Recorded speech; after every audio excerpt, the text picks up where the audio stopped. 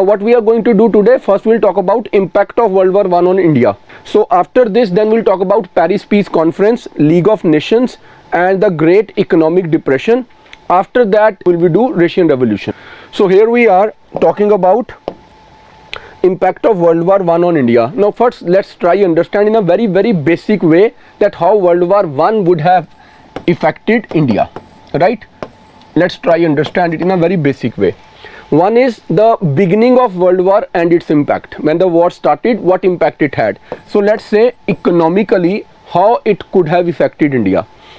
Number one, British increased military expenditure in India as well, right?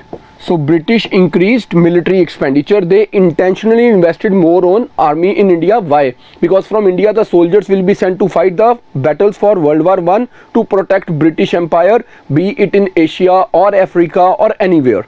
Similarly, when the Indian soldiers will be sent from here, they will be paid additional salaries, but then you have to invest more to provide them ammunition and the cost for transportation. So this is one, you have to spend more on this British military expenditure, because of which you understand that in India the money that could otherwise be used for some sort of very basic welfare, though the British will never do any welfare of Indians, but if there was some little scope of any kind of welfare, now even that scope is gone. So Indians will suffer more, they will languish more, because British are spending more money on military expenditure. When the expenditure increases, obviously the taxes will be increased, so that Indians pay more taxes to the British, and when they pay more taxes, British spend the money again on their military expenditure. Now that the taxes have been increased, but then there will be another problem. The British purchase policy in India will be according to the demands in Europe. Because in Europe the industries are languishing, they are not able to generate the desired products, so they need a lot of products from India now. So they will buy things in bulk from India at throwaway prices and take them to Europe, be it food grain or anything. Now because they are trying to take away everything from India, this purchase policy, the result will be that there will be scarcity of goods in India. Because there is scarcity of goods in India, there is problem that the things are not available, the prices will increase, less products and more demand, less supply, more demand, prices will increase. That means in India there will be inflation. So economically, on one hand the British take away our money for military expenditure, increase taxes, purchase policy helps them take away the things, so there is scarcity. At a time when we are paying more taxes, we are also made to suffer because of high inflation, and the things of necessity, they became very expensive. All this will lead to a lot of unrest in India. This is economic impact, right? Now on the flip side, the British have to allow setting up of industries in India, because industries in Europe are under attack. So during wartime, industrial development in India started gaining pace. This is the time when things like Tisco, they came into being, right? Tata Steel and others, and they started supplying steel and other things to British industries. So India witnessed industrial growth. Now if I try to understand that in India industrial growth began, obviously industrial worker will also be now a big power in India. This is the time when you find All India Trade Union Congress will be set up. So this was in 1920 that All India Trade Union was set up. So politically, now what all happened in India, as the war started, the British were in a very tight position. What is this tight position? If they will not focus on India, right? If they will not focus on India, they focus on the war, the Indian freedom struggle will gain momentum. They may end up losing India even if they win the war. But if they now do a lot of damage to Indian nationalism, right? So that means their attention is on India, they may end up losing war. So they have to maintain a balance. Now how to maintain a balance? The balance is to be maintained in a way that, number one, they will pass Defense of India rules. Defense of India rules 1915. Defense of India rules 1915 was passed, and this was passed with a very specific purpose. The purpose was impose emergency in India.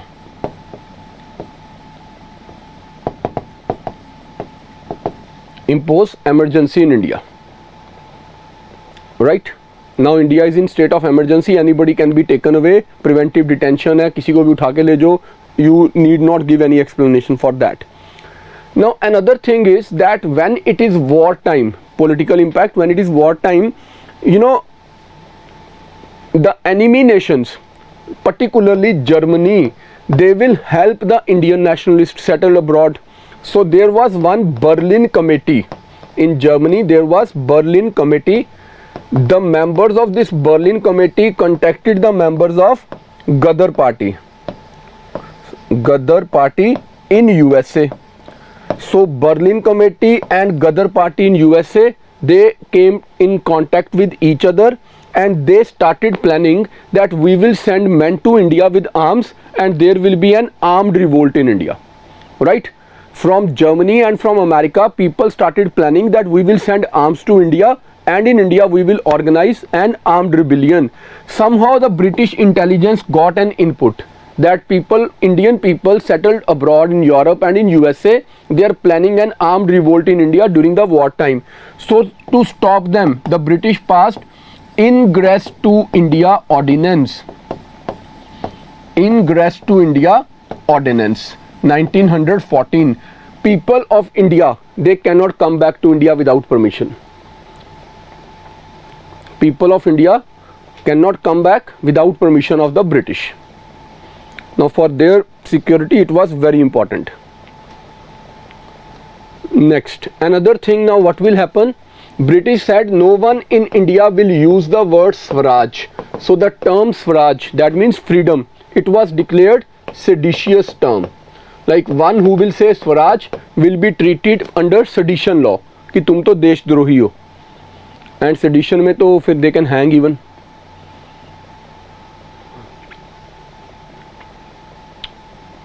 Right? Now that they said that there will be no use of Swaraj, and our freedom fighters had been using the word Swaraj, so they have to change the plan. In 1916, therefore, Home Rule movement began. They said, okay, we don't want Swaraj, we want Home Rule. They translated the word, because Swaraj is a seditious term, but Home Rule is not. So Home Rule movement started. Now the leaders of Home Rule, those who were the leaders of Home Rule, the most important leader is Tilak, like Lokmanya Tilak, and the other name is Annie Besant. So they basically convinced the British that look at us, sir, you want that Indian people should support the British in the wartime. On the other hand, you are doing all the damage to Indians. Then how can we ask our people to support the British? Now plus, first of all, you have to prove that you are serious about our concerns, Indian rights. Only then we can tell people that all right, British will give us something if we help them in the war.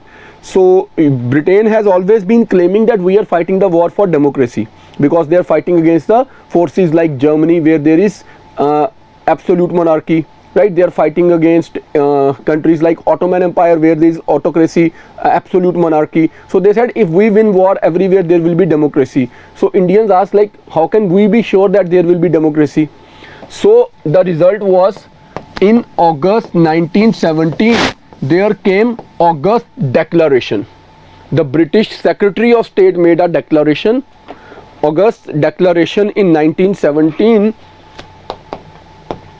which is also called Montague Declaration. Montague Declaration.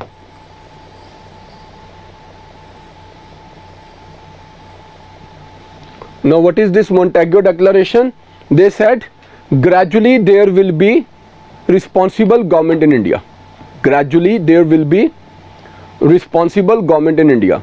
That within some time we will start the process and we will give you responsible government in India. Right? Now that the British Secretary of State is like minister in England, once he has made the promise, so within no time, in 1917 itself, Montfort Committee was appointed. Montfort Committee was appointed. So Montfort Committee appointed. What is Mont and Fort? It is again Montague, the Secretary of State, and it is Chelmsford, the Governor General of India. So दो लोगों की committee बना दी गई, right? So Montagu Chelmsford committee बन गई. This committee in 1919 announced Montagu Chelmsford reforms. Montagu Chelmsford reforms or Reforms Act of 1919. So India के लिए reforms कर दिए गए. Now another thing, military impact. Military impact. In the military impact, the British started forceful recruitments from India.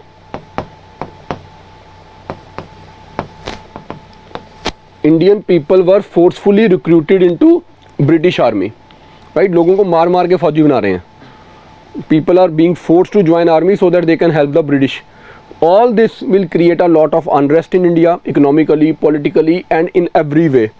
Now, if I give you some examples here, that the purchase policies of the British have brought so much of the problem and the farmers are in so much of the stress. So, if I look at the war here and I look at the peasants in India, there is Champaran Satyagraha, 1917. There is Kheda Satyagraha. Kheda Satyagraha, 1918. Right? The farmers are very upset. And these became the testing grounds for Gandhiji to come forward and become a new leader in India. Champaran and Kheda Satyagraha, they became the testing grounds for Gandhiji. Right? Now these are not something to be written in military, these are additional examples. Similarly, the industrial workers, even they are very upset with the policies and inflation and no salaries properly being given. So these industrial workers, their unrest can be seen in Ahmedabad mill worker strike. Ahmedabad mill worker strike, 1918. And this again became an opportunity for Gandhiji to associate with mill workers, to associate with farmers, and Gandhiji emerging as a now new leader of the masses in India. Now let's start the topic. Today we are going to talk about Paris Peace Conference. Now what is this? World War I has ended. There is a group of countries like Britain, USA, France who have won the war. Then there are countries who have lost the war. All of them will today sit together. They will discuss that how to now finally settle for peace. Obviously those who have won, they want some rewards, so they will ask for money, they will ask for territories. Those who have been defeated, they will try to justify that please don't do this much of damage or harm to us. This is what we mean by Paris Peace Conference. Before we start with the Paris Peace Conference and the things related to it, now listen to it very carefully. If you remember, there were two groups, Triple Alliance and Triple Entente. In Triple Alliance we have Germany, Austria-Hungary and Italy. That was Triple Alliance. In Triple Entente we had Britain, France and Russia. When the war actually started in 1914, Italy opted out. Italy did not join the war. Italy became isolationist. So it was Germany and Austria-Hungary that started the war against Britain, France and Russia. On the other hand, after some time, Ottoman Empire joined the Triple Alliance. Meanwhile, in 1917, there was Russian Revolution and Russia left the war. When Russia left the war, in some time in 1918, USA entered the war and the war came to an end. But something that we did not discuss earlier, what was it? In 1914, when the war started, Italy did not join the war. But in 1915, Italy changed the side and joined this group. Right? Italy saw that Britain and France and Russia are strong enough and Germany is on the back foot. So Italy decided to change the side and Italy joined the Entente powers. Now this is the situation. When the war ended, Germany, Austria-Hungary, Ottoman Empire are defeated. So they are sitting as a loser in the war. Britain, France, USA and Italy, they are the four players who have won the war. and Russia has already left the war after Russian Revolution. So at the Paris Peace Conference, Britain, France, USA, Italy will now take decisions that how the new world order is to be created. This is Paris Peace Conference. So they are the leaders who will sit and discuss the things today. When we talk about Paris Peace Conference, so it is a conference held in 1919-20, which was the meeting that inaugurated the international settlement after World War I. The war has come to an end. Let's sit, decide how the things will now work from here. So who were the members who were present in this meeting? It was British Prime Minister Lloyd George, who is a representative from Britain, the winners.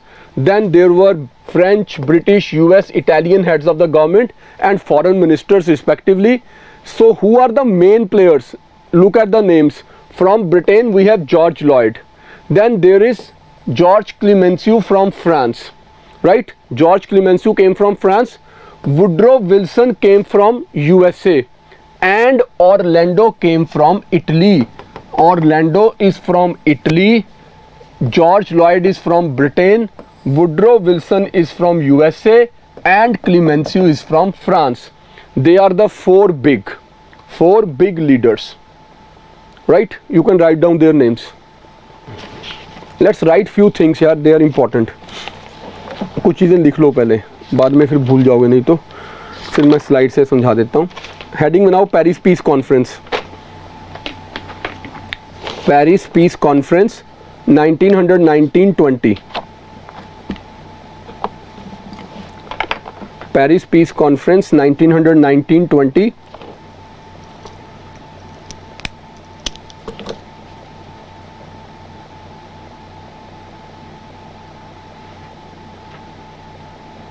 All right. With the German surrender, when Germany surrendered in the war, with the German surrender,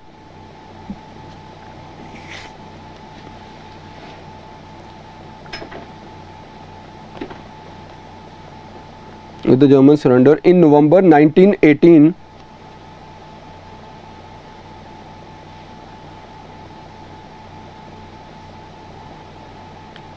with the German surrender in November 1918, World War I ended.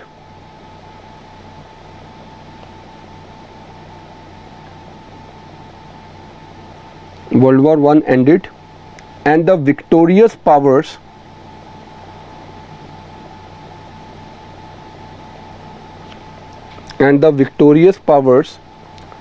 met at Paris. Victorious powers met at Paris to sign the peace treaties.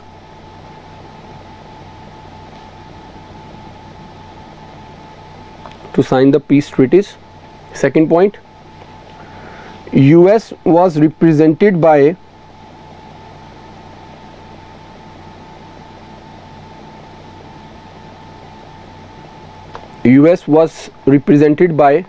President Woodrow Wilson,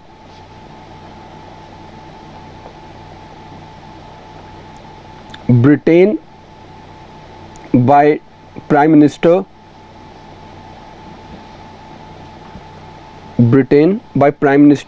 George Lloyd.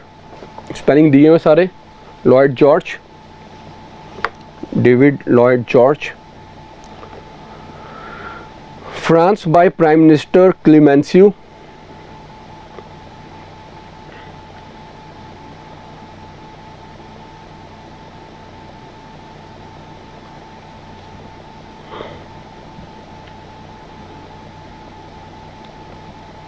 And Italy by Prime Minister Orlando.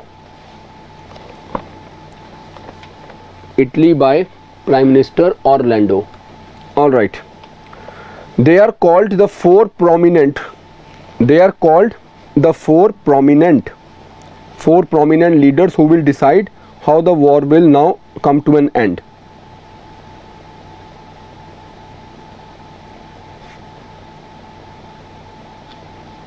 Next, demands of Italy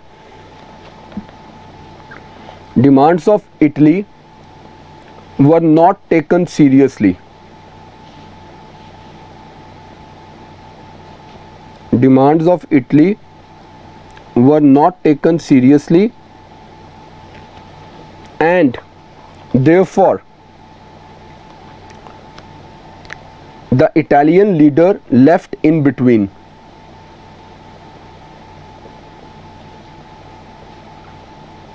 Italian leader left in between, and finally all the decisions were taken by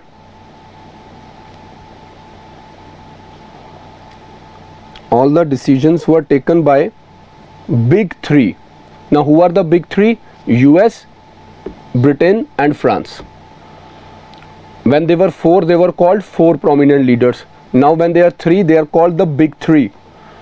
Next main point. At the Paris Peace Conference,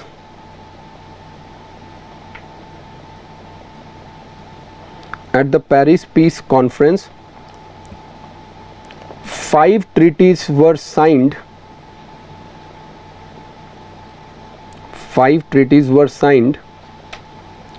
With the defeated countries. Five treaties were signed with the defeated countries. That is, number 1, Treaty of Versailles. Treaty of Versailles, VERSAILLES. VERSAILLES with Germany. Treaty of Versailles with Germany. Number 2, Treaty of Saint Germain. Treaty of Saint Germain, GERMAINE.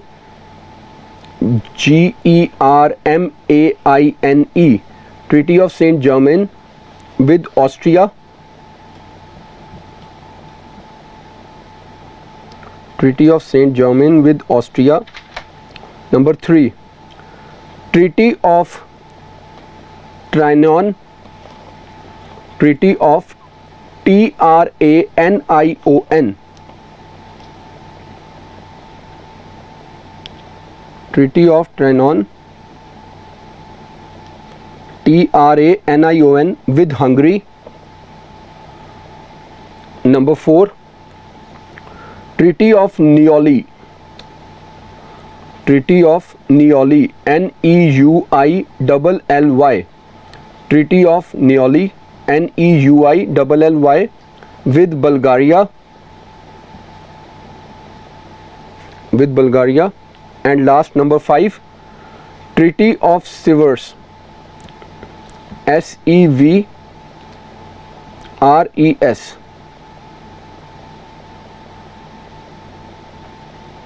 SEVRES with Turkey. And you know, out of all these 5 treaties, the 3 which were most important, the one which was most important is Treaty of Versailles with Germany, right? Next heading though, clash of personalities. Clash of personalities at the Paris Peace Conference. Clash of personalities at the Paris Peace Conference. Now what I mean by clash of personalities at the Paris Peace Conference, there are 3 big leaders, the big 3. The American President Woodrow Wilson is idealist. He thinks about the things in a very idealistic manner. The French Prime Minister Clemenceau is very realist. He wants everything to be taken away from Germany so that in future Germany must never have any problem for France. Whereas the British Prime Minister Lloyd, he is very pragmatic. Now look at 2-3 things and then you will understand that what exactly he wants, and then when I will be dictating, it will be easier for you to understand. I am British Prime Minister.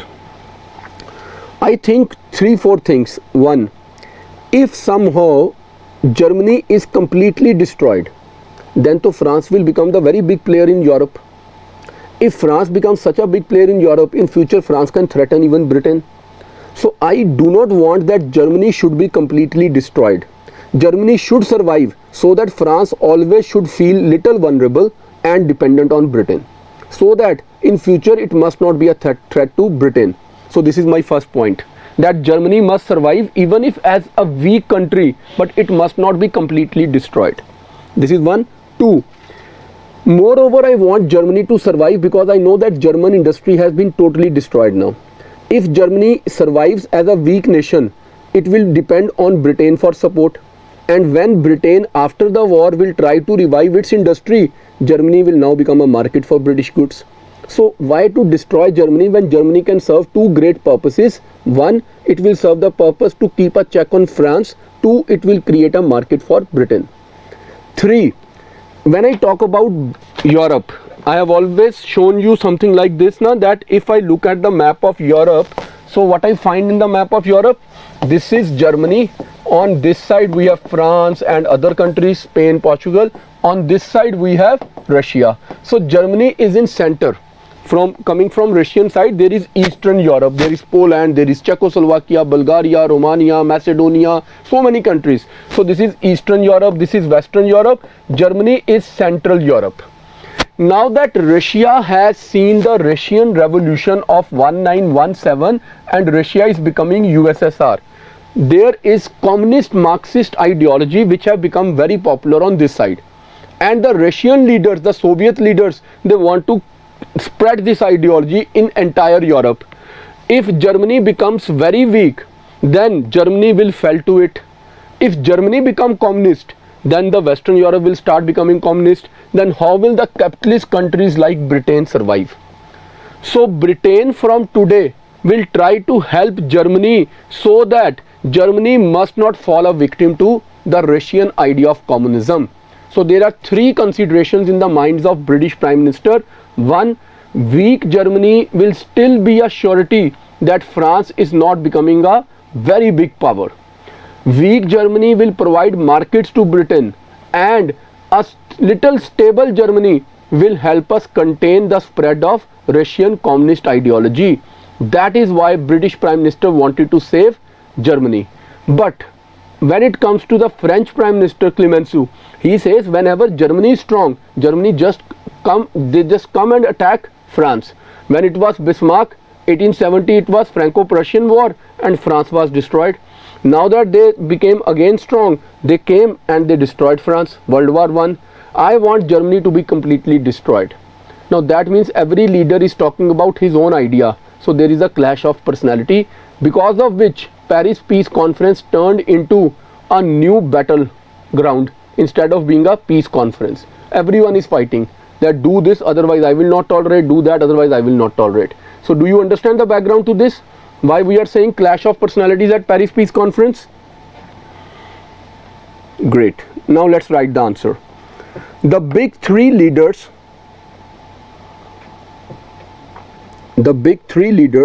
were three different personalities.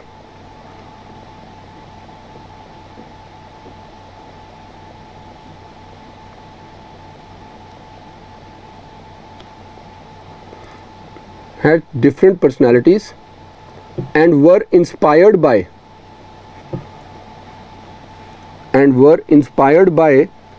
different ideals.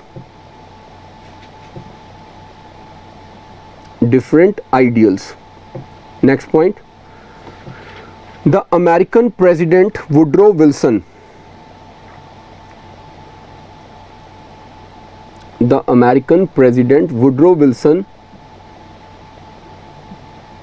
was a strong idealist.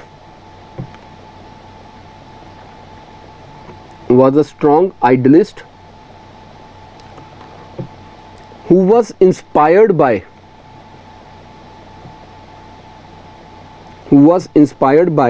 a vision of new world order. Vision of new world order based on equality.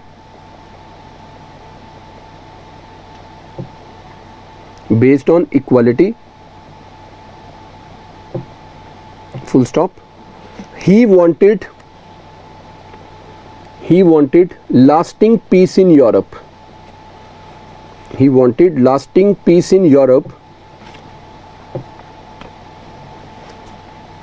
and accordingly he put forward his famous 14 points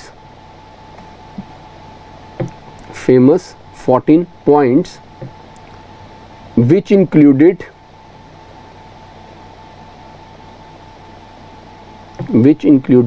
things like, अब हम सारे 14 तो लिखेंगे नहीं, 4-5 important चीज़ें लिखते हैं. Let's write 4-5 things which are very important. Number 1, open covenants of peace. Open covenants of peace. Covenants, COVENANTS. Open covenants of peace. Now what I mean by open covenants of peace, when Bismarck was doing diplomacy before World War, he was doing secret alliances, right? No one knew that who is friend with whom, and suddenly everybody found that they are enemies to anyone. So that is why he said, now onwards we will keep open covenants of peace, that we are friends with each other. Open covenants means treaties will be open. Number 2, freedom of navigation. All countries must be free for sea trade. Freedom of navigation.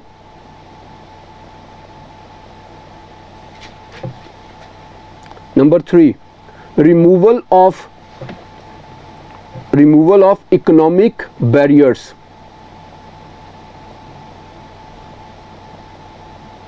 Next, reduce the arms.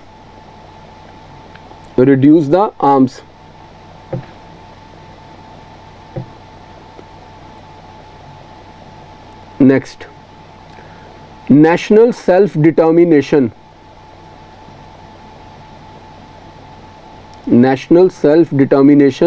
वो मैंने कल बता ही दिया था, national self-determination, so that nationalities can get their proper independence. And last, create an international body. That is why League of Nations was made.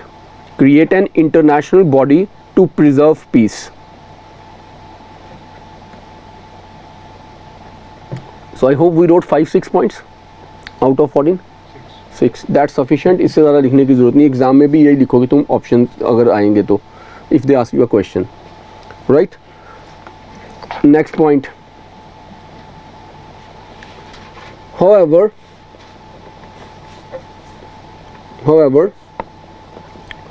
American national interest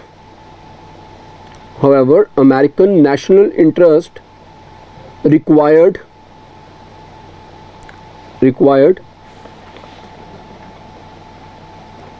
to check the rapid rise of Japan.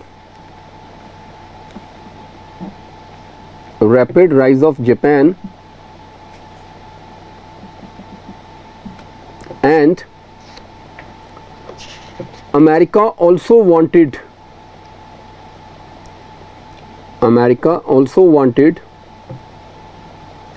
to safeguard its global economic interests.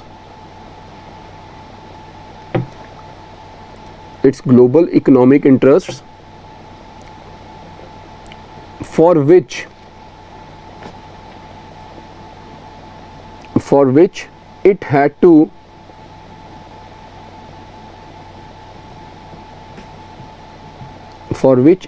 to expand its navy. If you want to become a big global economic power, you have to have a very strong naval presence. You know, at one point when this meeting is going on, America is indirectly saying that we want to control the trade, not directly. Britain having the biggest fear that my navy, the strength of my navy will now be taken over by American navy. So Britain is not happy with this. Next, the British Prime Minister, this is American interest and clash of personality. The British Prime Minister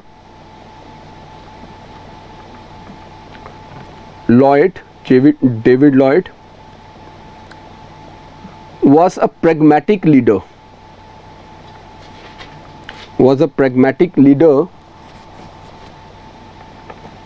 And wanted to maintain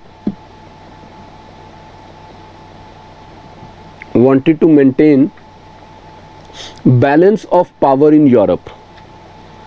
Now, how he will maintain balance of power in Europe? If he keep Germany a little strong so that France does not become very strong, right? Maintain balance of power in Europe, and therefore he favored a weak Germany rather than completely destroyed Germany.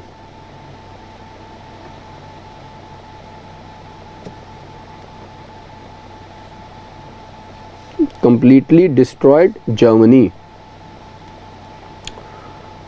Full stop. A weak Germany would also serve as market. A weak Germany would also serve as a market for the British goods.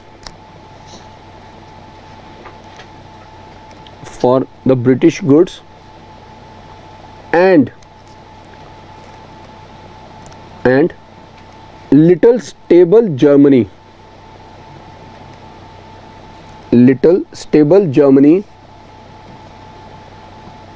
can help check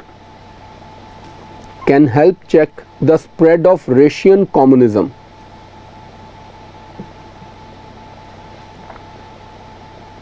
Can help check the spread of Russian communism. Full stop. Finally, अब Britain की दो इच्छाएं बची हैं. Finally, Britain wanted to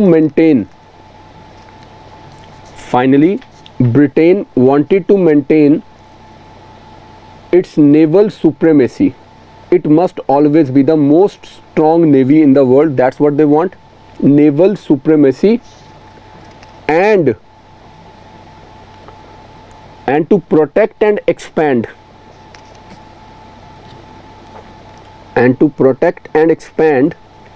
its colonial empire. Britain को तो यही शौक है कि बस colonial empire बड़ा हो जाए. Protect and expand colonial empire.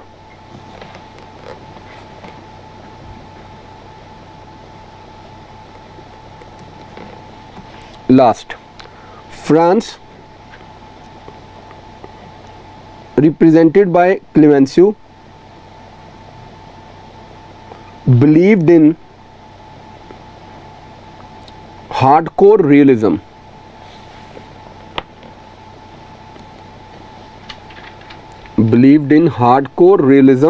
जो क्लीमेंसो है, he is a retired military officer, so ये एक्ट भी वैसा ही करेगा, रिवेंजफुल सा. Hardcore realism, and the French interest were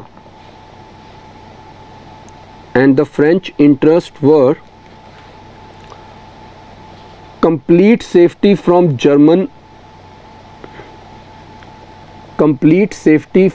German aggression in future,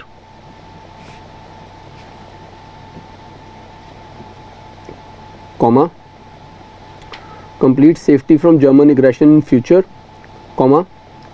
to take back the French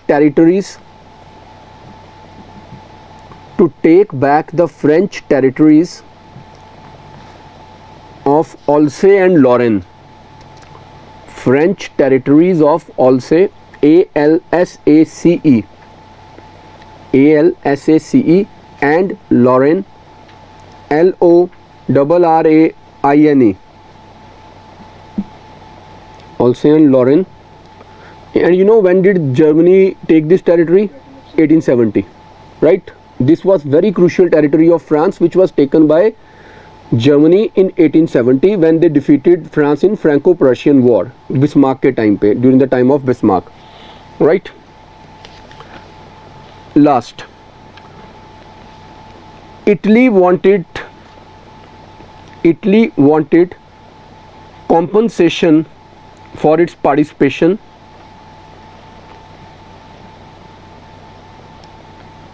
in the shape of Italy wanted compensation for its territory, for its losses or something in the war. Compensation for its losses in the war in the shape of territories in the shape of territories like Trentino, Trentino, Trentino, Trentino, comma, Istria, Istria, Istria, and Dalmatia, Dalmatia,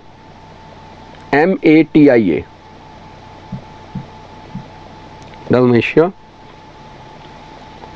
Concluding line. Such serious clash of national interests, such serious clash of national interests and ideological differences,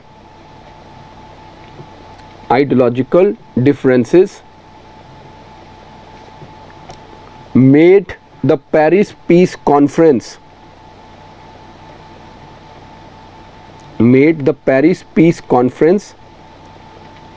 a new battleground.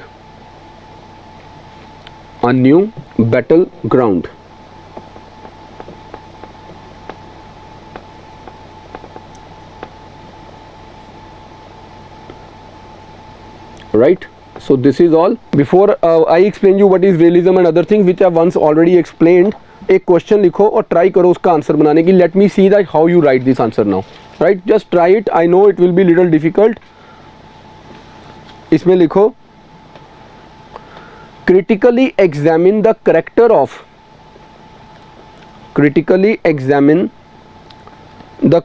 of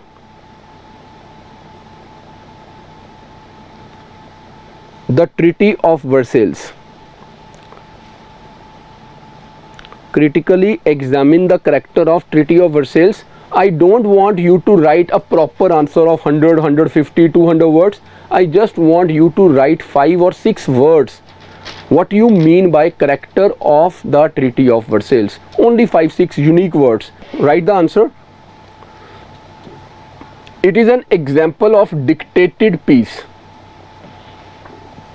It is an example of dictated peace. Now what I mean by dictated peace? Germany was not interested signing it. It was forced on Germany. Right? Dictated, forcefully, जबरदस्ती कराया गया. Right? This is first nature. Now stop writing. Let me give the words because you are not giving the right words. Alright? It was an example of dictated peace. Subpoint. Germany was not consulted. Germany was not consulted, and in this way, it was unilateral in character. It was unilateral in characters. दो word हो गए. One is dictated peace. Second is unilateral character, means two parties are to sign. One party is not even consulted, the other party just said sign it, and that is it. You have no choice. This is second thing. Next. Second, it was imposed peace. It was imposed peace. Now what is imposed peace? You discuss something and then you agree and then you decide it. But here it is an imposed peace. Germany was given an option, either sign it right now or continue the war and keep suffering. We will destroy you afterwards. Right? It was imposed peace hyphen forced with threat of war. Forced with threat of war. That war will continue if you will not sign this humiliating treaty. Number 3. Extremely harsh. Extremely harsh. Subpoint. Germany was punished in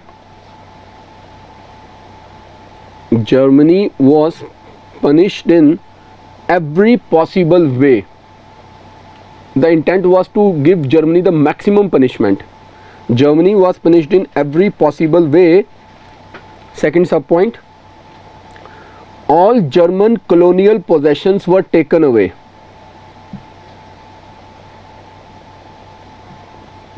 All German colonial possessions were taken away. Next sub point, mark this point as very important. It will help you during World War II as well. The next sub point, Polish corridor. Polish corridor. Now what is Polish corridor? It is to give a road connect with Poland, right? But the way this road will be made, it will divide Germany into two parts. Polish corridor divided Germany into two parts. Polish corridor divided Germany into two parts. Next main point, it was extremely humiliating. It was extremely humiliating. Now what I mean by extremely humiliating, it means that it was intentionally signed in the same room where in 1870 France was forced to sign the treaty after Bismarck defeated them. One, in the same room you will sign the same document, you have to sign. And remember something, look at this, it was 1870 when Bismarck came, defeated France and united Germany was announced, right? 1870 united Germany announced. Today it is 1920. Germany was to celebrate 50 years of its unification. Today you once again broke Germany, divided Germany. This is very humiliating. Clear? Right? अब इसके लिए लिख लो extremely humiliating sub point. Signed in the same hall of mirrors. Signed in the same hall of mirrors. जो कमरा था शीशे वाला, hall of mirrors, where German unification was proclaimed. Where German unification was proclaimed 50 years ago. Next, second sub point, sorry, next main point, it was guided by element of revenge.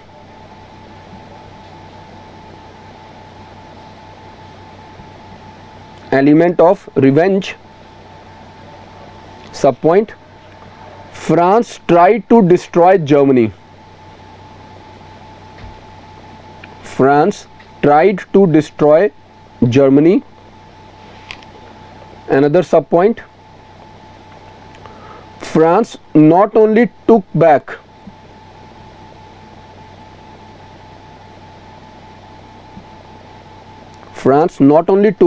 Alsace-Lorraine,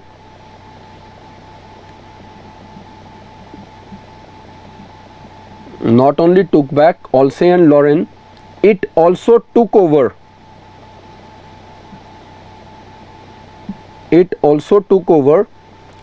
the coal-rich German region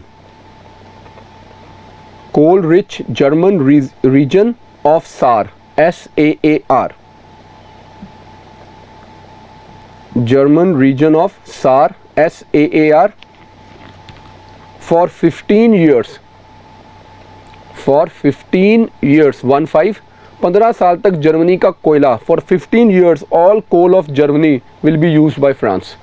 And at that time, 1920s, coal is the main source of energy for industry, right? Thermal energy use हो रही है उस time पे maximum. Moreover, continuity में ही, moreover, Rhineland was demilitarized. Moreover, Rhineland, R-H-I-N-E, Rhineland was demilitarized. Now let's take an example. Try understand what has happened today, right?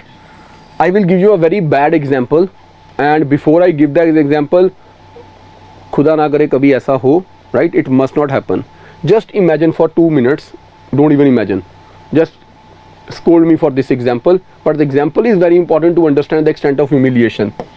Pakistan and India goes for a war, and unfortunately India loses the war. Oh, pain at the very start, right? Now that India has lost the war, Pakistan is deciding what is to be done. बेटा मैं कुछ समझा लूँ, आप wait करोगे? मैंने पढ़ लिया, आपको फर्स्ट लाइन सुननी है, आप वेट करोगे? अब समझा लें सर कुछ, right? So Pakistan and India fought a war. India lost the war. Pakistan says, okay, there is something called Pakistan occupied Kashmir, which is Pakistan. Then there is one Kashmir. Pakistan says, give it back to us. Kashmir goes to Pakistan. Then Pakistan says that now that you have given us Kashmir, Punjab is demilitarized. Your army cannot even come to Punjab. So that when you will not come to Punjab, you can never again try to take over Kashmir. So your army will stay up to Haryana only. Nowhere in Punjab Indian army can be seen. It is demilitarized. So this is demilitarization of Rhineland. Germany and France border become very free from German army now. Then Pakistan tells India, you can keep only 1 lakh soldiers, and that is it. In Indian army, not more than 1 lakh soldiers. Your navy is reduced, no submarine. Your air force is reduced. You become a very weak military. Then they ask you to pay 6,600 million pound, right? India has to pay this money to them. And then they ask us for one more thing, the last thing, that all the coal in Jharkhand for next 15 years, we will take your coal and we will use it, you cannot object to it. And imagine all this happening on 26th January or 15th August, right? Now can you feel that humiliation जो Germans ने feel की होगी? Can you even realize the extent of this humiliation? And then in India, someone like me is born as Hitler and he says, I will take revenge for this. Now this explains why Hitler became so aggressive, right? And then someone said, what they said is, the Treaty of Versailles sowed the seed of World War II. इसने तो आज कर दिया, World War II तो होगी अब. You cannot just stop it. So the first point, the first line of this point was, it was guided by element of revenge. France tried to destroy Germany, not only took back Alsace and Lorraine, but also took over German coal-rich region of Saar for 15 years and demilitarized Rhineland. Next, the Treaty of Versailles had several moral and practical defects. The Treaty of Versailles had several moral and practical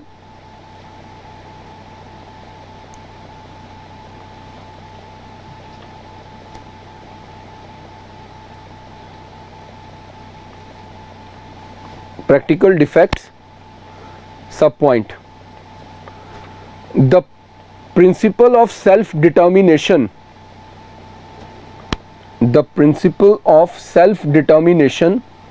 was used against Germany. Germany के अंदर से कितने छोटे छोटे देश बनवा दिए जानबूझ के. Like many small countries were created out of Germany to destroy Germany. The principle of self-determination was used against Germany, and separate independent nations were created. Separate independent nations were created to weaken Germany. For example,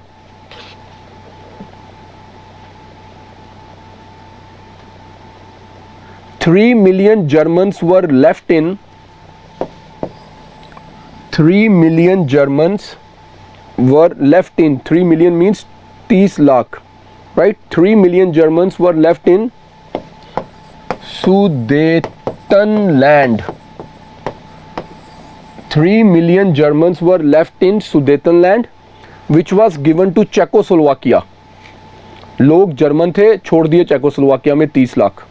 3 million Germans were left in Sudetenland, given to Czechoslovakia, and 1 million Germans were left in Poland. 1 million Germans were left in Poland.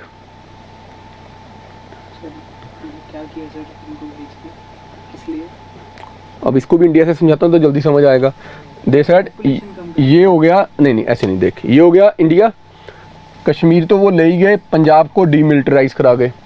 फिर उन्हें बोला जो हिमाचल में रहने वाले लोग हैं, ये अब जो हिमाचल और उत्तराखंड के लोग हैं, ये आज से चाइना की आबादी हो गए, ये लोगों को चाइना भेज रहे हैं हम। टेरिटरी यही है लेकिन लोग आज से चाइना में चले गए, बट लोग कैसे जाएंगे, टेरिटरी साथ चली गई।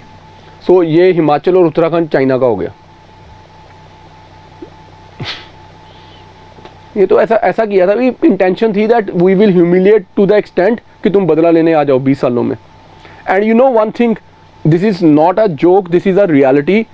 जब ट्रीटी ऑफ वर्सेल्स 1919 में प्रपोज की गई और 1920 में साइन की गई, when it was signed, the Germans who signed it, when they got up after signing it, they moved their hand to shake hands, and the French were not even ready to shake hands, like you defeated people. They said, all right gentlemen, see you back in 20 years. And exactly 20 years hence World War II started. They came back after 20 years. They set this on record. Right? हो गया clear सारा अब ये। और जो मैंने आज बोला, जय सिया राम, ऐसा कभी हो नहीं सकता, ना ही हम होने देंगे, जान दे देंगे अपनी। पाकिस्तान, हम तो पाकिस्तान ले आएंगे अब इंडिया में पूरा, बांग्लादेश भी, ठीक है। अगला लिखो, moral and practical defects, principle of self determination use against Germany. And ये तो पॉइंट हो गया चेकोस्लोवाकिया एंड पोलैंड वाला। सब point, economically shattered Germany, Germany was already shattered, right. Economically shattered Germany was forced to pay 6,600 million pounds.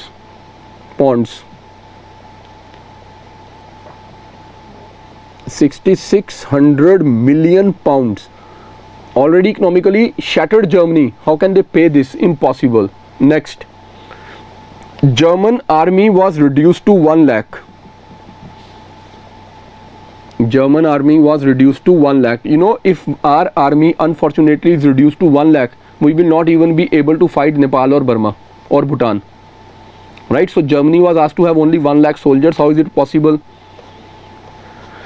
So concluding line, therefore the Treaty of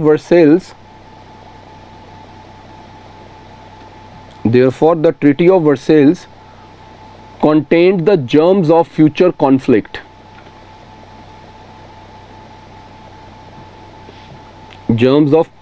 Future conflict, and it triggered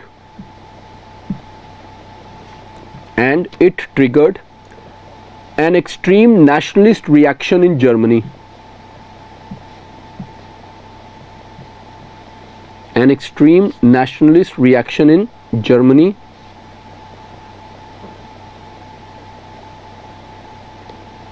And the rise of Hitler.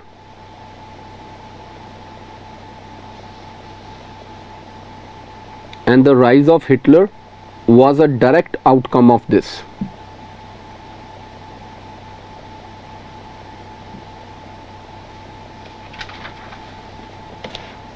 Direct outcome of this. Done. So ये होगा complete Treaty of Versailles का topic Paris peace conference के साथ. Now next is League of Nations. So as we already know this, that what is League of Nations? It is the predecessor of the United Nations. How it was created? It was created because the American president Woodrow Wilson, like, he proposed that let's create one such organization that can then help us preserve the global peace or European peace. So in that way we created the League of Nations, right? So now we're gonna write a note on this League of Nations. Let's start with it. League of Nations. League of Nations. Introduction. It was created by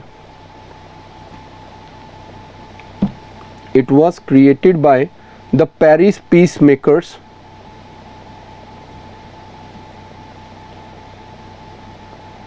It was created by the Paris peacemakers in 1920. 1920 to protect the future generations. To protect the future generations from the destruction caused by war.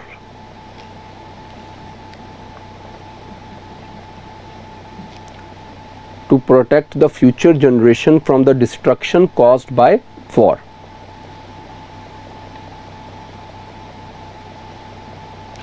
Second point, World War I devastated Europe.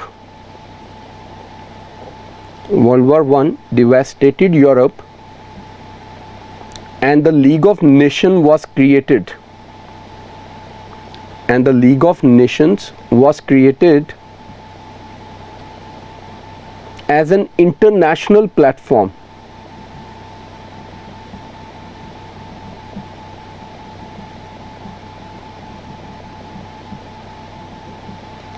As an international platform to preserve peace in Europe.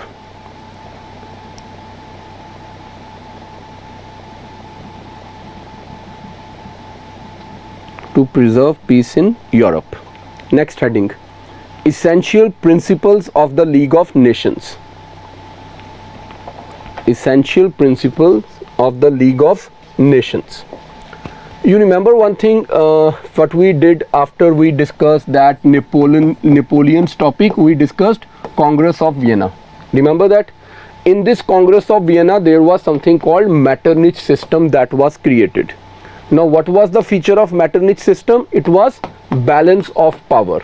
Now what was balance of power? If there is one France and there are small nations around this France, let's create big nations around France so that there is balance of power and no single player can be so powerful that it can then make others feel vulnerable or threatened. That means it is a system in which if there is one big player who is becoming a threat, the smaller player 2 or 3 will come together to equal the might. That was balance of power. Now when Bismarck started making alliances, it was the continuity of the same balance of power. So that France must not become strong, Germany made alliance with Austria. So that France must not be strong, Germany made alliance with Italy. And then when France realized that Germany is becoming too powerful, Britain realized Germany is becoming too powerful, Russia realized, they three made an alliance. So it was again creating that balance of power. Now that this balance of power has brought more destruction in the shape of World War I, so the global leadership at this time, they realized that we need to now abandon the idea of balance of power, and instead now let's go for the idea of collective security. All of us will take responsibility for each other's responsibility to protect them, right? So this collective security is the reason for the birth of League of Nations. Is it clear, everyone?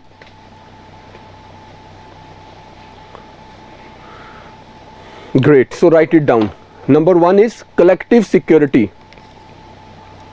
Collective security hyphen and then write, let's elaborate.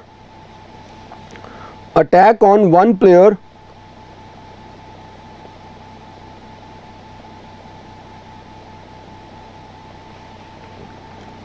attack on one member to be considered an attack on all.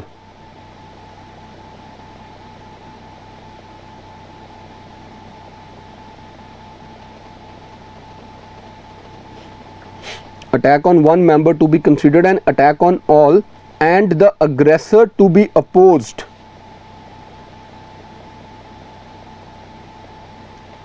And the aggressor to be opposed collectively. All will come together to fight against that who will try to attack anyone. Attack on one member to be considered attack on all, and the aggressor to be opposed collectively. Subpoint. Earlier, the principle of balance of power was used.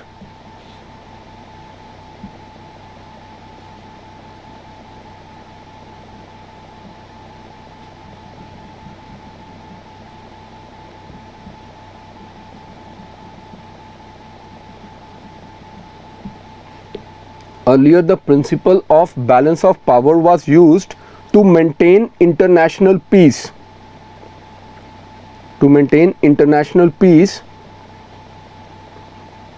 but the German unification in 1870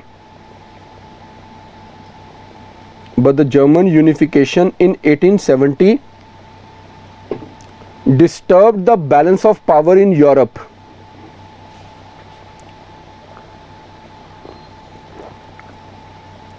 And this led to World War I.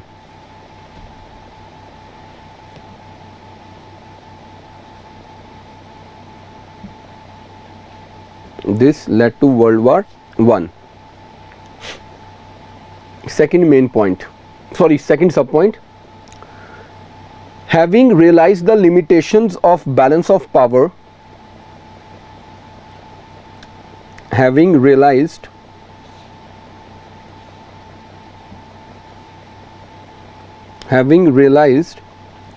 the limitations of the balance of power, the Paris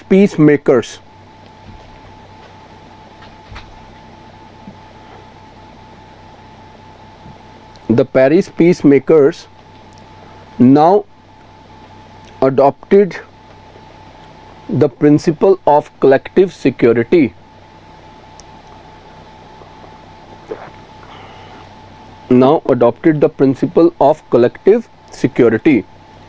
This is first principle of the League of Nations, all explained. Done? I hope no doubt in it now. Second principle is principle of equality.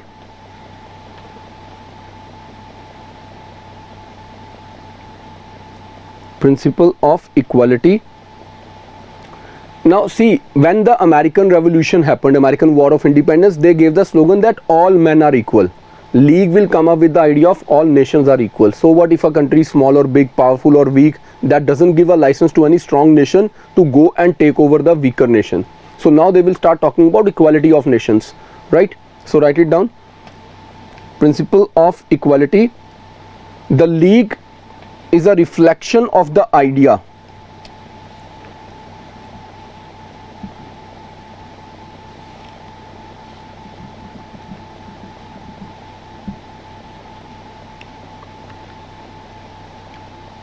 that not only men but even the nations are equal.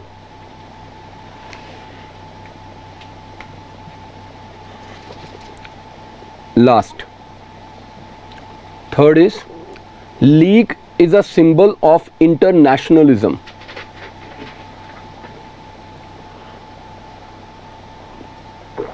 League is a symbol of internationalism, and it was expected to encourage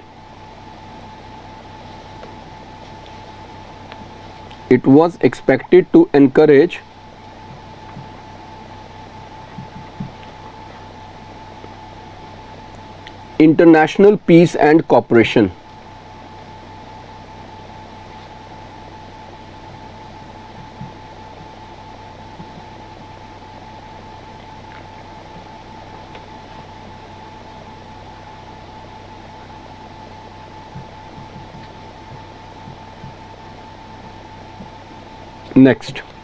Next heading, achievements of the League of Nations.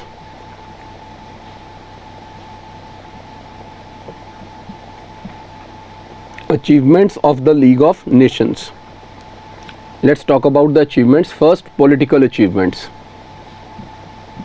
But before I give you the idea about these achievements, let me ask you a very basic kind of a question that you will better understand, and then you will realize that even if these are considered to be achievements at one point of time, they will turn into some type of failure as well. So what are these achievements?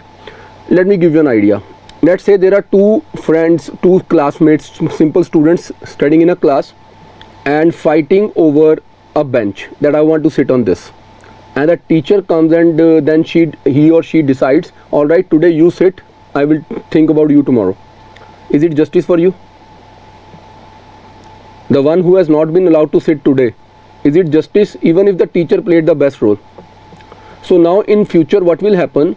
Let's take an example. Again the same sorry wala example. If the United Nations today say that Kashmir belongs to India, Pakistan will not be happy. If United Nations says Kashmir belongs to Pakistan, India will not be happy. If they say Kashmir is to be independent, none will be happy of India and Pakistan. So how you can do justice and how you can keep people happy? You understand this problem for the league? Right? Then write for what we have to write about the achievements. Political achievements mein number 1, the league successfully resolved the dispute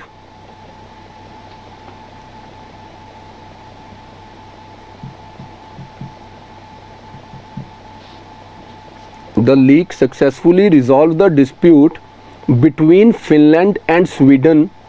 Next, the league successfully resolved the dispute between Finland and Sweden over Åland Islands, AALAND, Åland Island, AALAND Islands. So there was a dispute. Finland was claiming that Åland Islands belongs to us and Sweden was claiming that they belong to us. So league came, tried to solve the dispute. Obviously yes, divided some territory given to both, but nobody is happy. Second, league solved the dispute between Germany and Poland.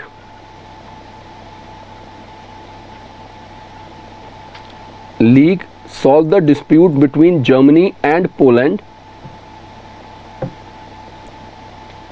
by dividing Upper Silesia between the two. By dividing Upper Silesia, SILESIA, between the two. Again same dispute is about territory. Upper Silesia, Germany says it's my territory, Poland claims that this is my territory. League came, divided it and gave half to both. Number 3,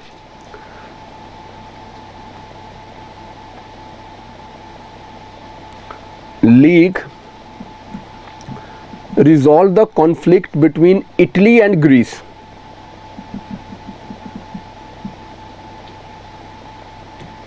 Italy and Greece over Corfu incident. Over Corfu, CORFU incident.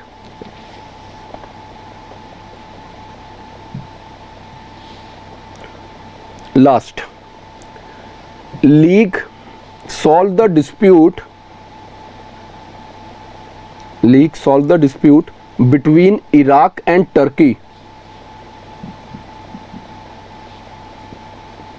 Iraq and Turkey related to the province of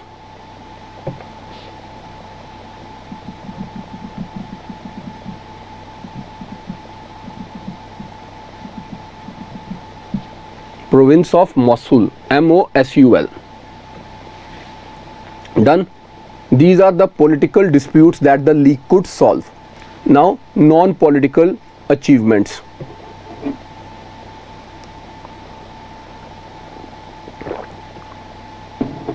Non-political achievements. Number 1, first is league created an international body for labor rights. Corfu is Anjali, it's an incident where the Italians and the Greek soldiers came and started fighting with each other. All right.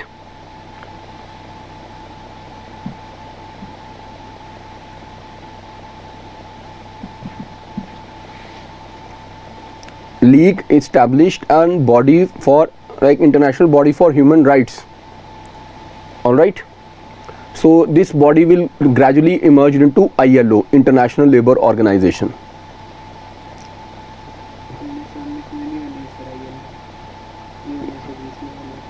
Check कर कर कर जल्दी कर नहीं आज नहीं पीटूंगा बिल्कुल भी. इसको तेरे को सोल्यूशन बताऊंगा तेरे को ऐसा क्यों लगा.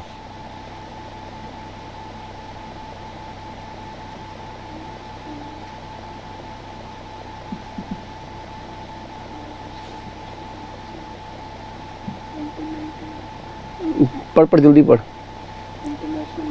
Sir. First you said labour और बाद में मैंने क्या बोला सूरी?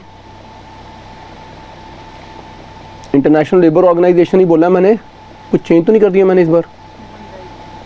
ह्यूमन राइट बोला मैंने, sorry labour rights, I am so sorry. वो यहाँ पे बात शुरू होगी, बीच में कॉर्फू आ गया, so I missed on it. ऐसा हुआ, it is obviously for International Labour Organization ILO। मैंने ILO तो बोला ही था। पता क्या हुआ, जो ILO बना ना, क्योंकि वो इस ऑर्गेनाइजेशन के थ्रू क्रिएट हुआ तो उसको वो 1919 से बोल दिया गया। एग्जैक्टली पहले दिन में उसको ILO नाम नहीं दिया गया। They created an a body which then was given the name of ILO। Done. Similarly WHO के साथ भी हुआ, उसको भी पहले ही मान लिया गया ना कि WHO भी 1919 में बना है। ठीक है, अगला लिखो। The league also created a global health association, global health association which came to be known as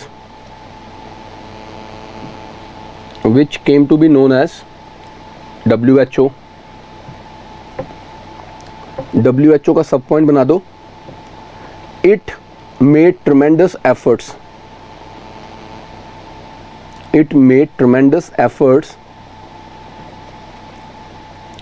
to improve global health and tremendous efforts were made to check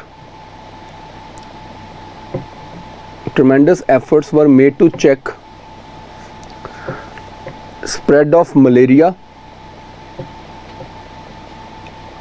measles,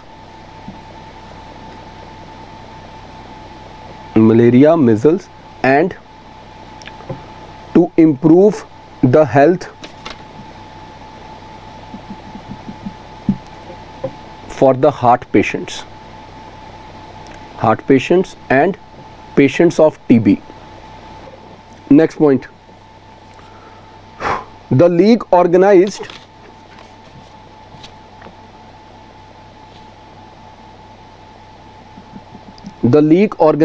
disarmament conference.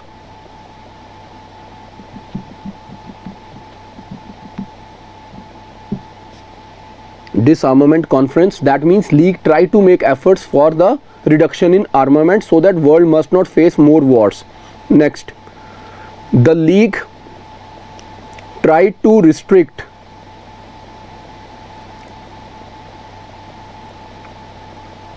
obscene literature. उस time पे videos आते नहीं थी राज कुंद्रा जी के, obscene literature आता था, league कहती इसको भी रोक देते हैं भाई, क्या ही चल रहा है ये। ठीक है, the League try to restrict, the League made serious efforts to check human trafficking as well as narcotic trade.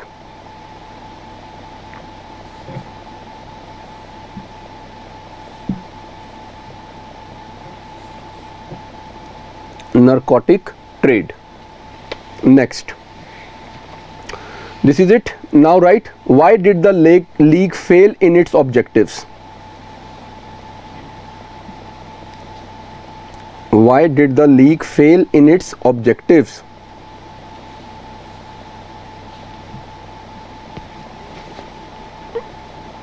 Now, how the league failed to achieve its objectives? Let's first try understand it a very simple way. I am American President Woodrow Wilson. I proposed, all right guys, we have to make a League of Nations, and this League of Nations will preserve the global peace. And Europe said, all right sir, as you say, let's make one League of Nations. And then America said, all right, great, play, I am not joining it. Right, one of the biggest players in the game is not joining it.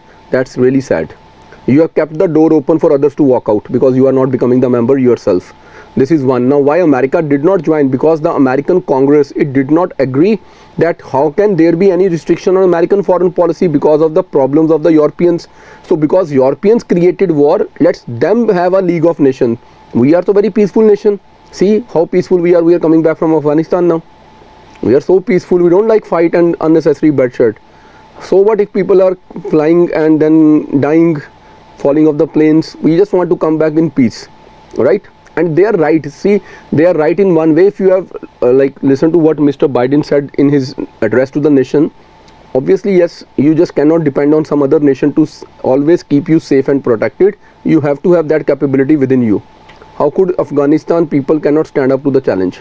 This is one truth, right? Okay, so America left it. Now that America left it, Germany, which was basically defeated, the victorious nation, no, Germany will not become a member to this. So Germany was not allowed to become a member for some time because there was a Russian revolution. Russia was not allowed to become a member. So who is left in the league? It is Britain and France, the main players. Now what is Britain and France? They are the victorious nations. What it seems to the other nations in Europe, that it is the reward for their success, that they have got a new toy to play around with, League of Nations. Nobody will respect it. After some time, they will allow Germany to enter the club. They made Germany a member in League of Nations. But by that time, Hitler has come into power, and Hitler has scant regard for this League of Nations. When League of Nations said, see, I want to organize disarmament conference, Hitler said, okay, then play alone. I am not coming back to you. I have to make weapons. I have to take revenge. Meanwhile, Japan became very aggressive, and Japan attacked Chinese territory of Manchuria. When Japan attacked, League said, please don't do this, we don't like this, you have to go back. And when the League said go back, Japan said, okay, I leave League then. I don't want to go back, I will take Chinese territory and I leave League. Then Mussolini in Italy, he attacked Ethiopia in Africa. League said, no, this is not done. He said, okay, I leave League. Now who is respecting League? How can this League work? And the failure of League resulted in Second World War. Right, then write it down. Why the League failed?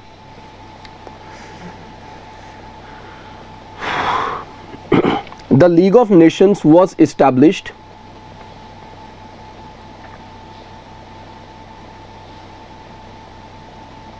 was established with high hopes.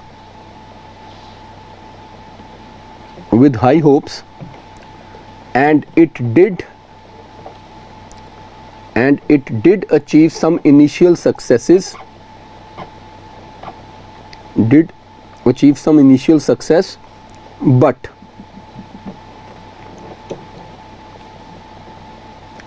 by 1931-32,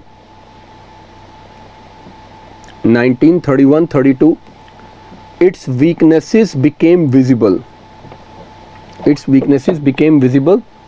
And soon it became completely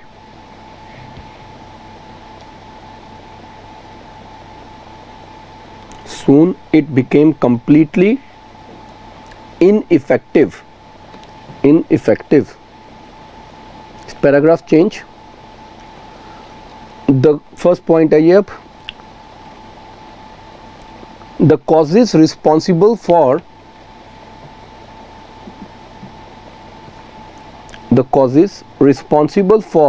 the failure of the League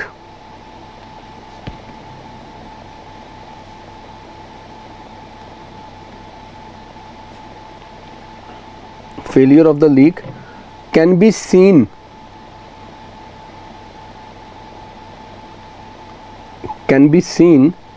in its constitution itself.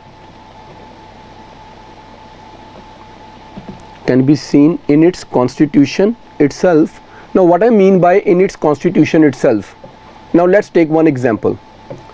There are 3-4 boys fighting in a class, and the teacher comes and settles the dispute and says this boy is right and he is now the monitor, he will take care of the class. Now the boys who have not been given this thing and they have been forced to acknowledge that he is your monitor, will they ever respect this monitor? वो तो उसके लिए रोज ही पंगे डालेंगे. So when the countries who lost the war like Germany and other, when they were forced to sign that Treaty of Versailles and those other treaties, they said sign that Versailles Treaty and sign that there will be a League. Now how can they respect this League? It is a symbol of humiliation for them.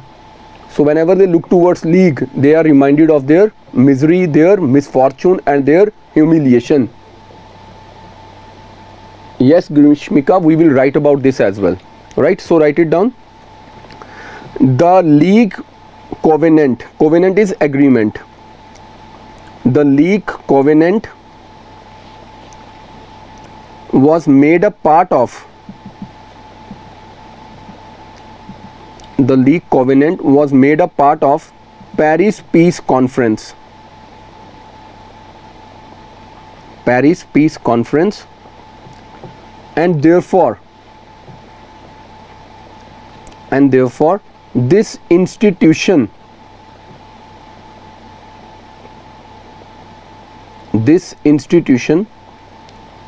was a symbol of humiliation for the defeated nations.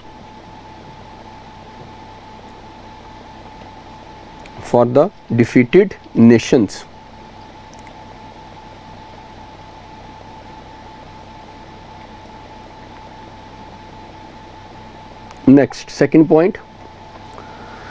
The League was given a responsibility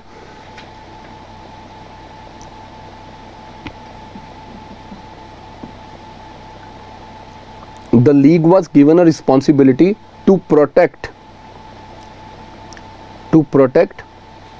a highly discriminatory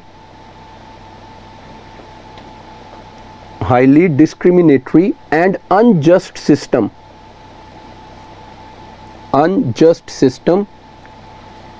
created by Paris Peace Conference.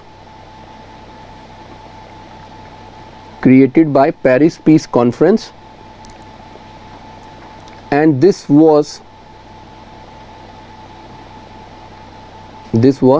too heavy a burden for the League.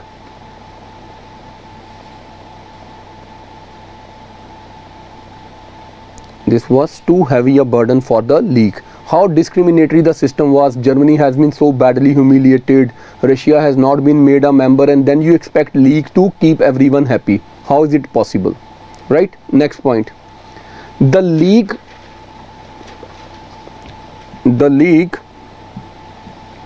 was largely an Anglo-French affair.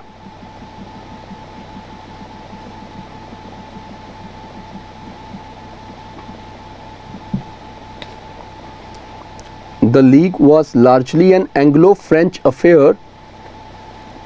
Anglo-French affair means Britain and France, they were the only players who will handle the affairs of League. Subpoint. America did not join the League.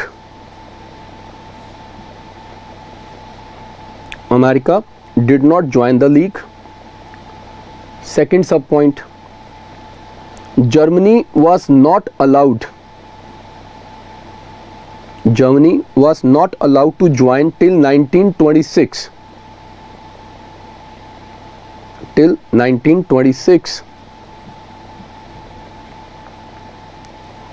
Next subpoint. Russia was allowed to join in 1934.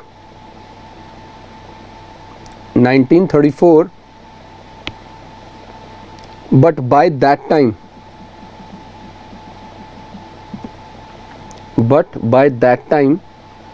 Germany and Japan had left it.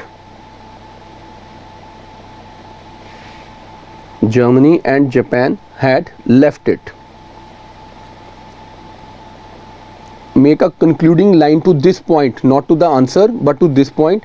So the absence of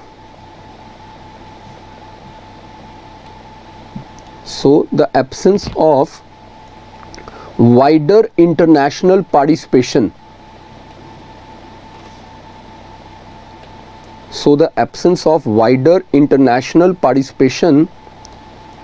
was the biggest limitation of the League.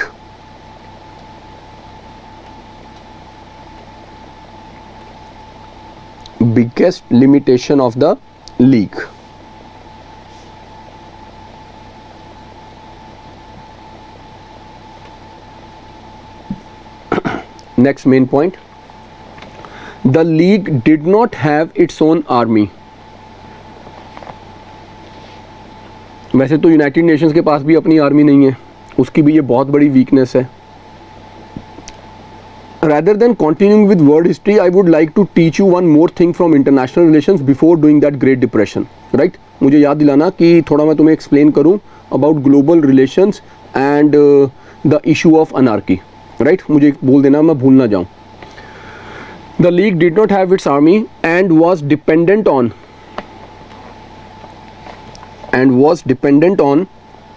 the voluntary contribution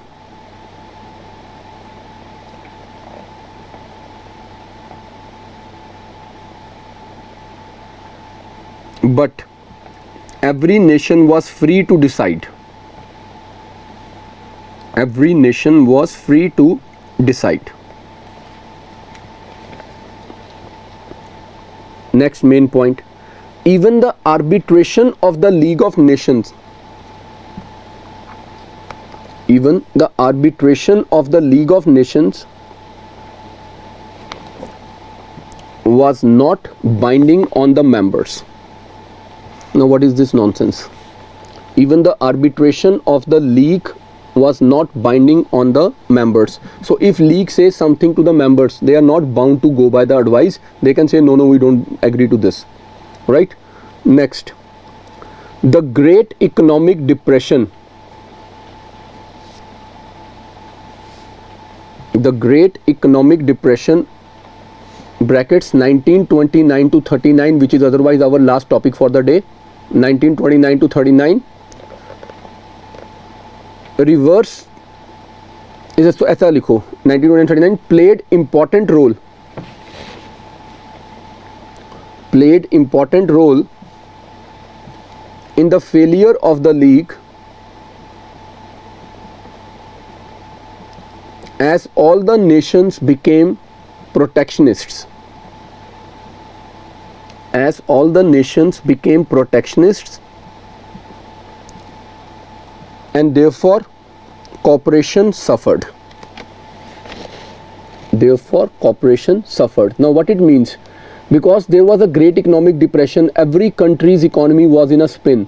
Now every country wanted to revive its economy first rather than helping anyone, because of which cooperation suffered. Nobody is cooperating. They all want to have first of all ensure that their economies is back on the track, right? Last, Manchurian crisis. Manchurian, Manchurian, Manchurian crisis of 1931-33. Manchurian crisis of 1931-33 proved to be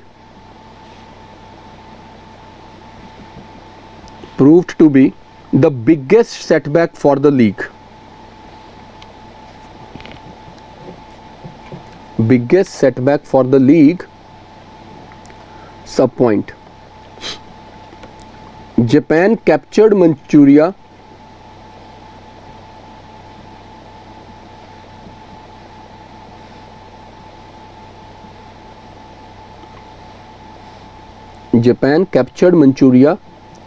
and when the League asked Japan to back out या pull back, and when the League asked Japan to pull back, Japan decided to quit the League. Japan decided to quit the League, and this proved the ineffectiveness of the League.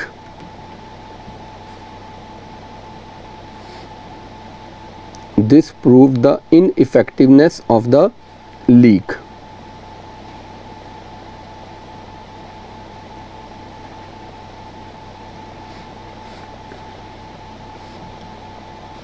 Next, concluding line. So others started taking League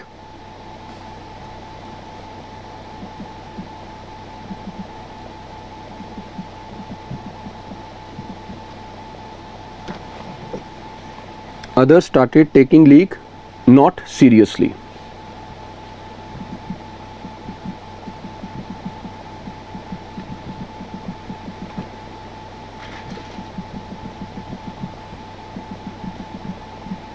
Done. So nobody will now take League seriously. So guys, what I was trying to tell you about international relations and their problem. Look at this. Now there is one country called USA. It's a very big country, right? Very powerful country. The main idea of this power is the idea of sovereignty. It is a sovereign country. It will decide anything and everything independently. Nobody can force anything to America. When America decided I will go and invade Afghanistan in 2001, they did it. 2021 they decide we will go back, they went back. Now who can stop them? Right? It is a sovereign body. So I said it is USA, which is a sovereign country. Now there is another country called Nepal. This is a very small country, right? But it is equally sovereign a country. It has its own army, like America has its military. It's a very huge military power. It is a very strong economic power. Nepal is neither militarily that strong nor economically that strong, but it is equally sovereign, equality of nations, right? So if Nepal decides that no, we are not to be friends with India any given day, so they can spoil relations with India, and they can choose that okay, we want to be friends with China. So who can stop them? Is there anyone who can stop any country like this? Now tell me, this UNO, where is that element of sovereignty in it? How can it control anyone? It can only, give advice. Now it is the sweet will of any and every country to agree to the advice or not. Now why there is anarchy? The reason for anarchy in the international order, this is your world, and we say that here we put the United Nations at the top, right? Then there are big powers. You have USA, Britain, France, Russia, and then we have P5, jaldi bolo, China. These are 5 big powers. And then there are other countries. Like there are big countries, there are small countries. This is something like this. All right? Now this is our world. If I talk about India today, in India we have a prime minister. In USA we have a president, right? This prime minister is the head of our government. This president is the head of US government, and similar in every country. Now within India, this is India, this is your prime minister, and these are your chief ministers of different states. If today the prime minister says that there is going to be a lockdown all over India, so every state has to abide by it, na? If they will not abide by it, the constitution says that if, let's say, West Bengal is not agreeing to what prime minister is saying, it is article 355 and 365. They say that because you are not agreeing to the commands of the center, under article 356 emergency can be imposed. Now you impose emergency, the state try to retaliate, the state police comes out and they say no, we will not let this emergency prevail. Center will send Indian army and the situation will be controlled. The story ends, right? Now UNO neither has that element of sovereignty nor it has its own military. So how can it control anyone, be it the big players or the small players? So in this international arena where there is no element of sovereignty with the global body, this confusion, this conflict and the situation of anarchy will continue. How can we change it now? Concept clear ho gaya? So the global relations or the international relations can better be understood like this is a pool table. You play pool. This is a pool table on which otherwise we have different color of balls and we play a game. But at least in that the size of the balls is equal. Whereas in the international relation, if I look at it as a table, pool table, there are balls like very small and then bigger balls like USA, China, India, Brazil, right? There are smaller countries, there are medium sized countries, and to add on to it, there is a new problem. The problem is the small countries make a group, IBSA, BRICS, ASEAN, SAARC, NAFTA, these kind of groups, right? Now if this big ball, let's say USA, it starts to roll on the table, it may collide with a big ball, let's say China, right? what is the fortune of these small balls? They can only be crushed in this fight. So smaller players cannot decide the way the international relations are to be guided, because the bigger balls will take away the smaller balls in different directions. So this is something that you always need to understand about international relations. Now before we write something about this idea of Great Economic Depression, let me give you a small story first. Basis that story I will explain, I will not dictate. The story is very simple. Listen to it very, very carefully. Try understand it very carefully. World War I started, right? Whenever war starts, whenever there is a war, you know what happens? Consumption starts. And more serious the war, more serious is going to be the consumption pattern. Why? Let's take the smallest example. During the war, the army needs new weapons. For the making of these weapons, the factories will work to make weapons. For weapons to be made, you need iron. So the iron industry will start working. To smelt iron, you need coal. So the coal industry, the mining industry will grow. Coal industry is growing, iron industry is growing, factories are growing. Right? Everywhere this is brisk business during the war, and the government will arrange money from anywhere, because this is war time. They can go to any extent. Then the soldiers who are going to fight, they need to wear proper uniforms, proper shoes. So even these industries will grow, right? Every industry is growing. Now let's take an example, that one more example, and then I come to the other example. They need a lot of automobile, right? Cars चाहिए, bikes चाहिए, tanks चाहिए, aircraft चाहिए, or submarines बननी है. So everything is basically in demand. Now because everything is in demand, obviously food and everything, when everything is in demand, let's take an example that there is someone by the name of X, and he is the owner of a car manufacturing unit. He make cars, let's say Tata, right, or Hyundai or anyone.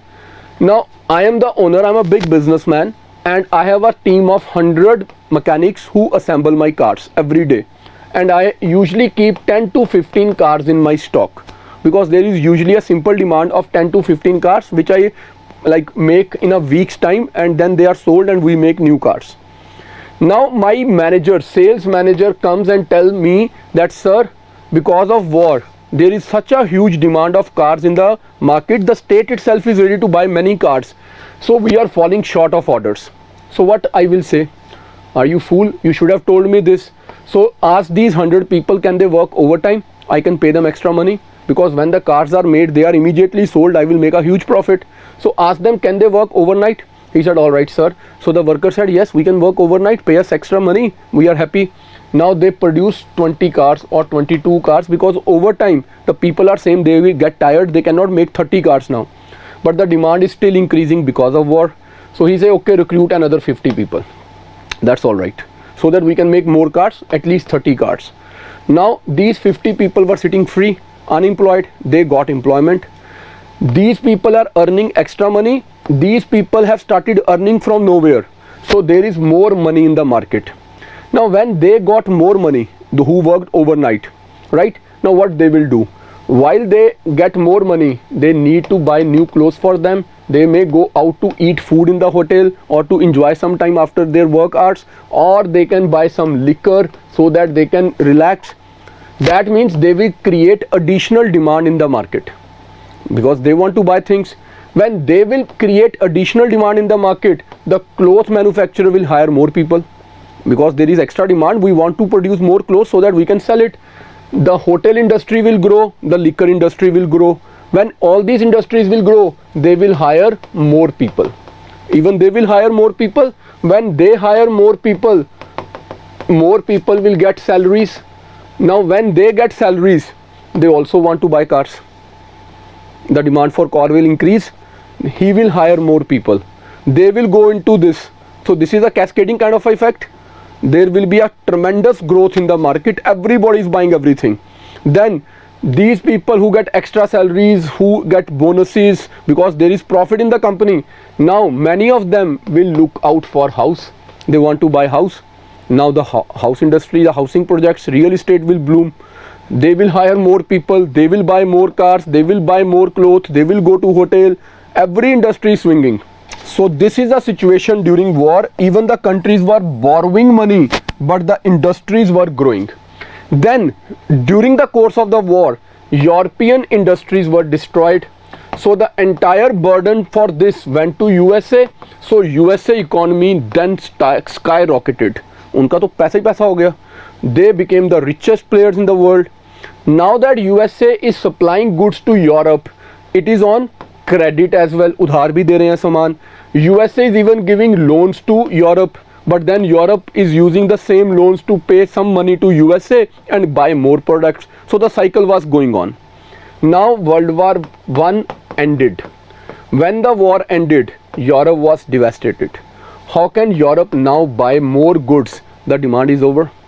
But within America, the economy has reached that level that they thought the demand will continue because domestic sales were so high. It is called roaring 20s. 1920s are called roaring 20s. Everyone was dreaming that I will buy a limousine for me. Everybody was investing in the stock market, and every day the share prices were going up and up and up. So everybody was sure that yes, we will become the richest in the world now. So Americans were enjoying this roaring 20s. It is said the limousine culture, the jazz culture, jazz music, hotel parties, everything, America was enjoying life. But they did not realize that the demand in Europe is dying. Because now Europe is not demanding the goods. They do not have money to pay back their loans. America is still ready to give on credit, but they are not ready to buy. Why? Because America is not giving them more loans. Right? So America has now fall in demand for its goods. One day, Mr. X, the same Mr. X, he came in contact with his same sales manager and asked, how are the things going on? He said, I was to inform you, sir, there are 300 cars standing in the godown. This month there is no sale. They said, oh God, there are 300 cars. What are you doing? Lay off some people. Why are we paying salaries to everyone? No overtime, no extra staff, lay off. The moment they laid off 50 people, these 50 people are taken like they were to buy a house for them or they were to buy clothes for them. Now they will not buy because they have lost their jobs. Similarly, the cloth industry, the hospitality industry, they will suffer. There will be more layoff. When there will be layoff, many of them were to buy car this month. Now they have lost their job. They cannot buy the car. They have to lay off more people. Many of them now lost their jobs. They will start taking money out of their banks to eat onto it. Even the banks are crashing. People are withdrawing money. Nobody is depositing money. When there is less money, can they give loan to the businesses? No, the businesses suffer. In the meanwhile, when all the businesses are suffering, one fine day, the US stock market crashed. The people who had invested their entire life's earnings into stock market, they collapsed. Right? Their earnings collapsed. The American dream is over. Why the American dream is over? Because they did not realize that there is dip in demand. They continued producing things like before. With this, American economy contracted. There was unprecedented unemployment. The banks were crashing. 1/3 of American banks went bankrupt. America is bleeding now. Because America is bleeding, America cannot help Europe to recover. So because America cannot help Europe, Europe started to bleed. So the American economic crisis became global economic crisis. This is how the Great Economic Depression came in 1929. All right. Now, because it started from USA and USA was the most powerful country at that time, emerging as most powerful country, so solution will also come through USA. In US, the new president came, FDR, Franklin D. Roosevelt, right? He is the new president in US who came up with something called New Deal. He said, I bring a new deal to make American economy recover. Fine. So he said, I bring a new deal and let's see how we can solve it. Before this, in USA, it was all private trade. State was doing nothing. Right? जैसे हमारे पास India में है ना, state run railway, state run hospital, state run educational institution, सब government चला रही है. USA में सब प्राइवेट था. Everything was in private hands. Now USA said we start alphabetical agencies. What are alphabetical agencies? PWD, Public Works Department. AAA agency on agricultural aggregate, ऐसे करके उन्होंने बहुत सारी एजेंसीज क्रिएट कर दी. Through these agencies America as a state government will try to create employment for the unemployed people. New banking regulations were introduced so that banks can be saved, right? State will put some more money into banks so that they can give some credit, some loan to the businesses so that economy can recover. It will take them good about the time up to 1934-35 to first streamline all these policies. So 5-6 years went into planning the things. So till this time it was depression and all chaotic situation. Once 5-6 years planning has been now put into it, now the recovery will come. After 35 the recovery will start in America first. From 35 to 39 America was on the slope where it was trying to now rise above depression, and by chance World War II started. 1939 again there is demand. From wherever the states will create money, beg, borrow, steal, they will bring money, and yes, economy will be again in bloom. So depression is over.